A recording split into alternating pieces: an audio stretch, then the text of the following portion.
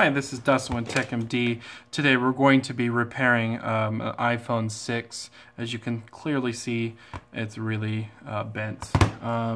These are really hard to get a hold of. You can probably buy them somewhere on eBay or whatnot. I actually have a local supplier that parts out phones, and so I'm able to get a lot of these housings, which actually helps in my benefit. So most likely you won't be able to find the full housing, but if you can, that is highly recommended, especially with all your cables, as they're very difficult to replace. So the customer is having on his iPhone 6 an issue with service. It just says searching, and we can't get it connected at all.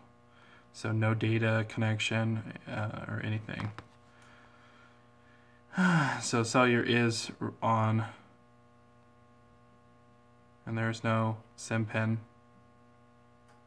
Okay, and Wi-Fi is working fully. Okay, so probably one of these cables is not working, one of these antenna cables, maybe this. I'm not 100% sure which one's the antenna, to be honest, on this. But we're going to go ahead and just transfer everything from there to here, and hopefully we can resolve it with a bent phone. If not, then we are not going to be able to repair it for him, but he will go ahead and just trade it in after he gets rid of the bent phone. I am very surprised that this phone is not cracked or damaged. He did have a tempered glass on there, and that was fully cracked up pretty well. So we're going to go ahead and use our pentalobe screwdriver and start removing some of these screws. And I'm not pulling them out all the way so that way it doesn't spring up too fast.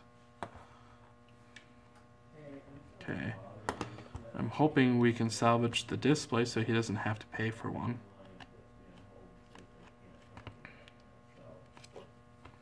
Oh, looks like my tool's a little bent up.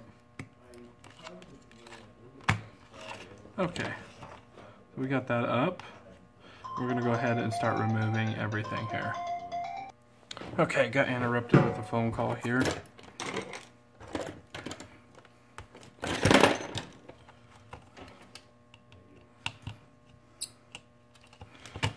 So we're going to go ahead and start taking away all the screws. First things first though, is we're going to remove the battery before unplugging the screen. That's always important if you're doing a screen repair or anything like that.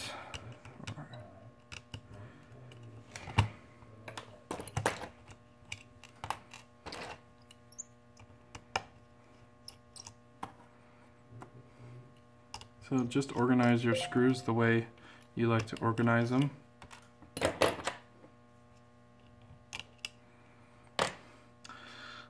Plastic tools are recommended unless you're a professional like me. I'm just going to go ahead, all I did was just get near the cables and just pull on them and lift them up slowly. Just my technique, that works a lot better. Oh, and for all you haters out there, I'm actually going to be training Solaris technicians and other people. I'm going to create a school. So a lot of people are on my side for that. And for you guys who say I have sloppy work, well, let's see you open up a place. I'm really proud of it, apparently. So, okay, anyways, if you want to go to a technician training school, we're going to be starting it up here shortly.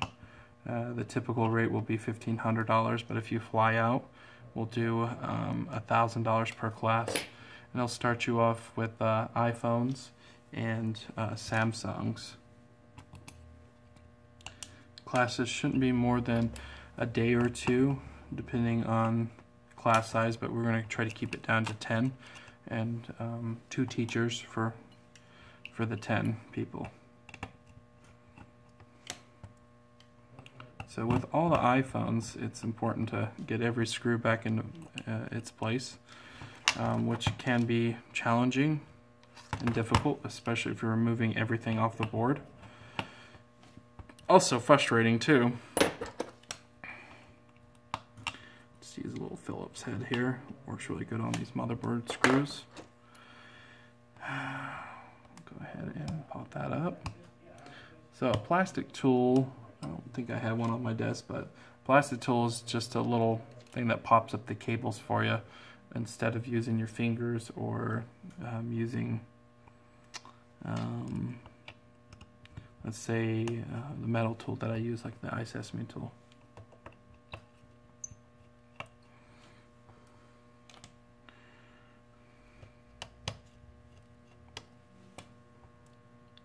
Actually, let's move these screws over here. Those are my top screws, bottom screws. Looks like we got every single thing out of our way. I gotta remove this out. Let's see if I can find a plastic tool so I can show you guys what I'm talking about. You can usually get them with when you order parts and whatnot. So, example like this. I've already broken all the ones that Jerry Rig Everything has sent me. If you're watching this video, Jerry Rig, send me some more. Actually, I think he is a really good trainer. He makes some really high quality videos. I actually tried the Adobe, gosh, what is that thing called?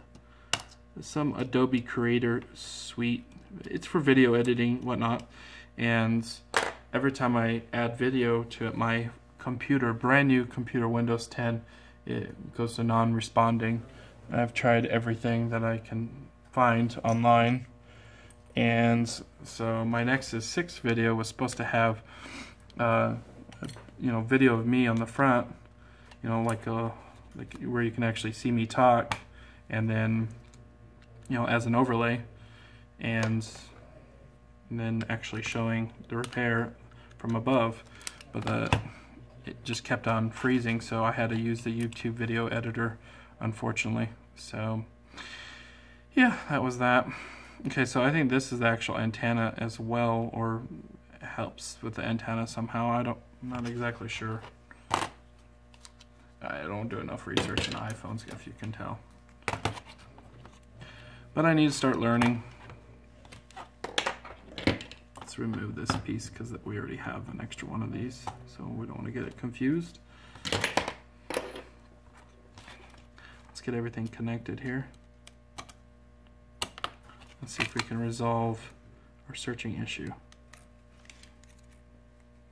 Just plugging this back in here, plugging in another antenna cable. I'm not sure if this is just Wi-Fi antenna or if this is the cellular antenna. I thought the whole point of the cellular antenna was around the sides here in the housing, and it connects within and then to the board, but not exactly sure. Your question? Can you pause? Yeah. Okay, so we're going to go ahead and plug in these cables here.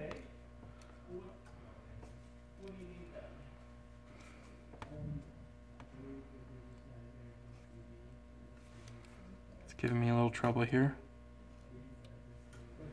It's because the alignment's not perfectly lined up.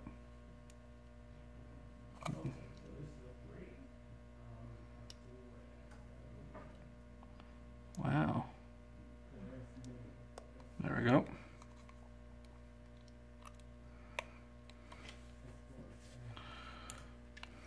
Okay, so instead of pulling out his original battery, which there are pull tabs right here, you can. I already have them pulled out. Save me time. I'll let the text mess with that. But you can watch some other videos for how to pull out pull tabs. They're pretty straightforward, but they don't always come out, so they can be a pain.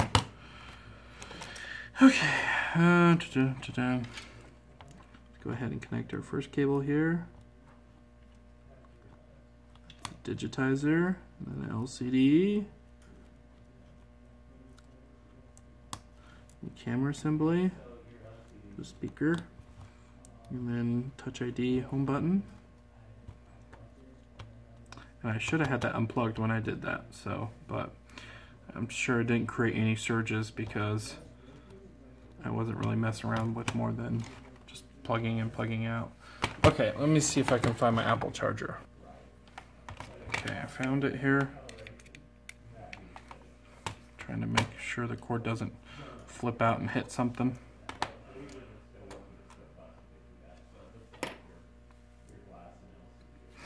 Just wait until it starts. Okay, I was busy, so I let it boot up for a few minutes. So let's see where we're at. Oh boy, it's still searching. Oh, well, that would be helpful to have a SIM card in there.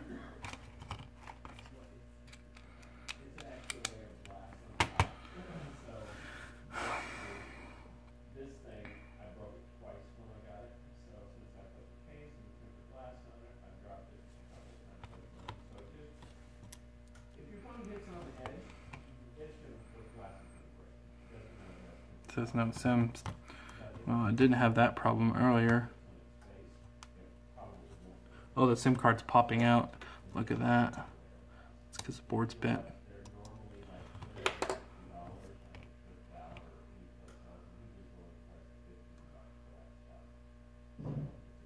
Should definitely detect the SIM now.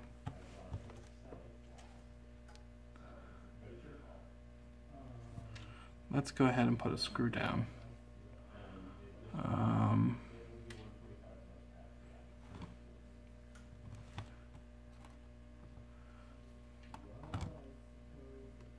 Oh, apparently I don't have a screw here. What the heck happened to it?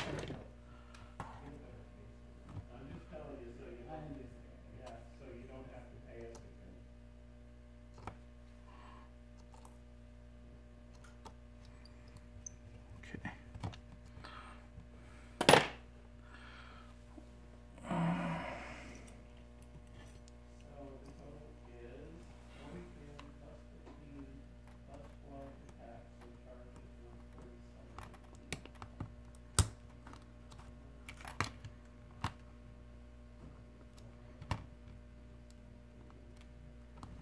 There's some kind of... So he has cash. So you want to give him a discount? I haven't set it up yet. You haven't? Okay. No. So no. Not yet, but okay. We will work on it here shortly. Okay.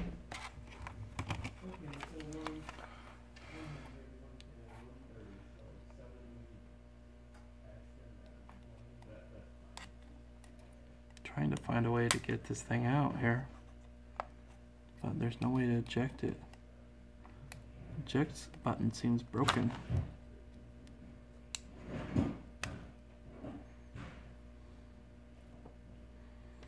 That's not good. Well,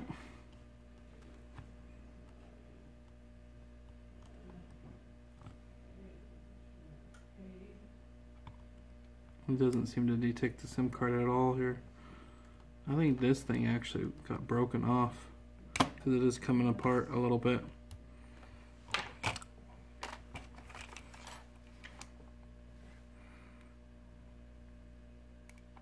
Let's reset it. Well, that's a bummer.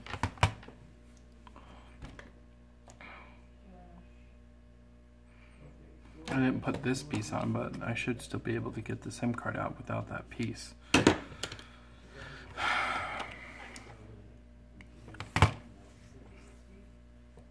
Pause it again.